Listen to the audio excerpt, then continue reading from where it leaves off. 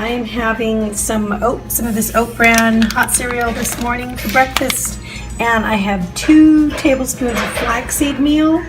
I've got a cup of raspberries, a half a cup of strawberries, a half of a banana, and I'm going to be using a half a cup of this whole milk Greek plain yogurt mixed with a half a cup of the coconut light and fit yogurt. So I'm about to put that in here. Lunch is artichoke hearts that were frozen from Trader Joe's, 1 can of green beans, and then I've cooked them with some salsa, 3 ounces of super lean grass-fed ground beef, and I've got less than a quarter cup of the light cheese from Trader Joe's on that.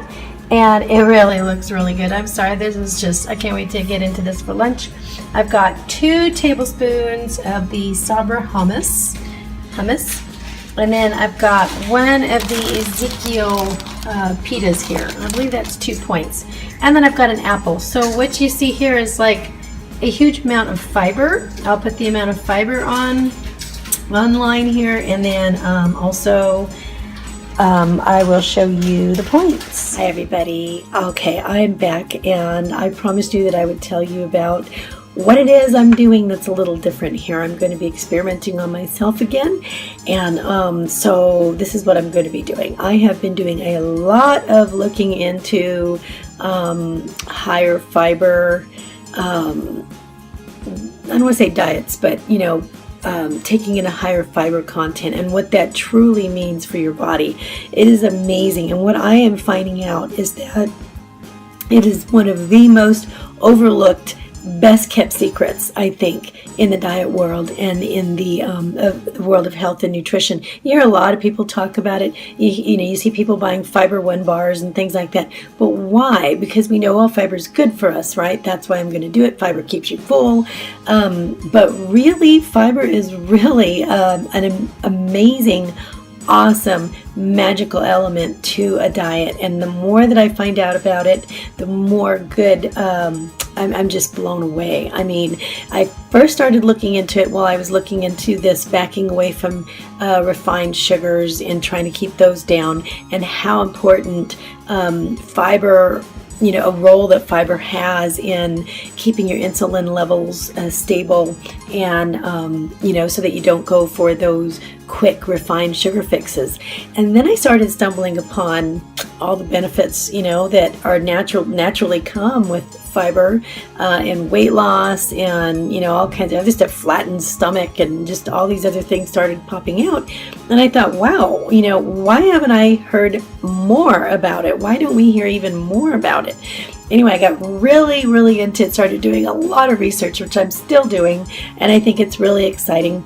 Now, from what I'm hearing, a lot of people are getting maybe 10 to 15% of fiber in their diets normally, and that seems pretty run-of-the-mill normal, in people's diets. Some people get, less, and some people can get even a lot less than that.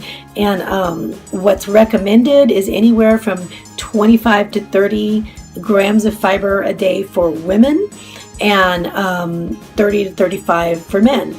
And a lot of people are not getting that at all. And what I am finding out in doing this little experiment on myself is that the higher, now what I'm doing is I'm shooting for 35 myself.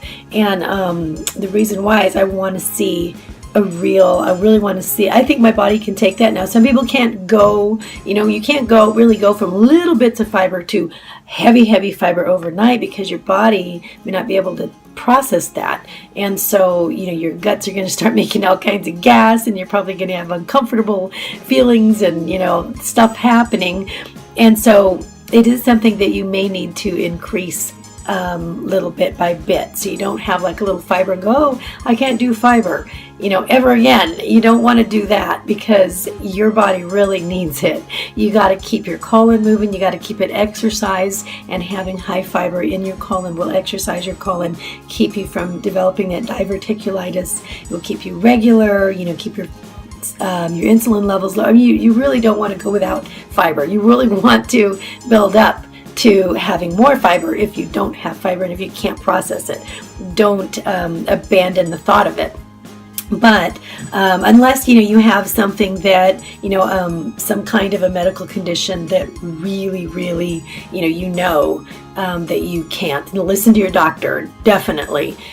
So I am not a doctor. This is just my journey. So I'm sharing with you what works for me. That's what it is. I'm not giving you advice on how to deal with things yourself, because I don't know your body. But I am finding out such great things about fiber. I've decided to do a little experiment on myself and shoot for 35 grams a day. So far today I've had 39.4, and I was supposed to eat my apple at lunch, and I still have not been able to because I'm not hungry. So my hunger level and my blood sugar is like more stable than it's been. I'm not snacky. I'm not looking for anything. Here it is late in the afternoon, my snacky time, when I would be looking for chips or cookies or something like that, even sugar-free Jello pudding or whatever. And I don't want any of it. Why is that? I've had enough protein today. I've had whole grains. I've had vegetables. So I'm having a mix. My fiber is coming from soluble and insoluble fiber, both. And I'm still making sure that I get plenty of good protein. And just having a real well-rounded diet. I'm still on Weight Watchers. I've only had 20 points today, so I still have 10 points left for dinner. Things are. I've got plenty of energy. Things are moving great. That's all I'm going to say about that. I don't have any of those problems. I am finding that I need to drink more water, of course, so that I can move the fiber through.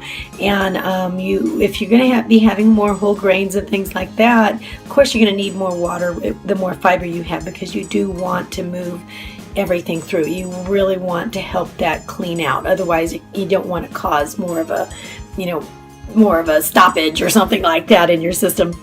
But so I'm going to be looking from what I hear. I've been looking at different studies where they've taken two different groups of people, and this group of people had they did all their skinless, boneless chicken breasts and exercise 5 or more times a week and did everything right. And then they had this group of people over here that only had 30 grams of fiber a day, and watched these two for a whole year, and they actually were very similar in their results. So these people that did not exercise at all, they didn't eat any differently, they just had more fiber.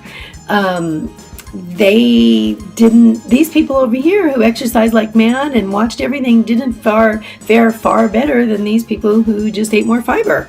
And reading about these studies and Google them. It's very easy to look up, high fiber results, high fiber studies, things like that. Google them and look into it. But it's definitely worth it. From what I'm hearing, a lot of people are saying, I didn't exercise at all, and it just kept, maybe just kept cleaning your system out. I don't know, but they said, it really helps to flatten things out in your tummy area and stuff to have high fiber.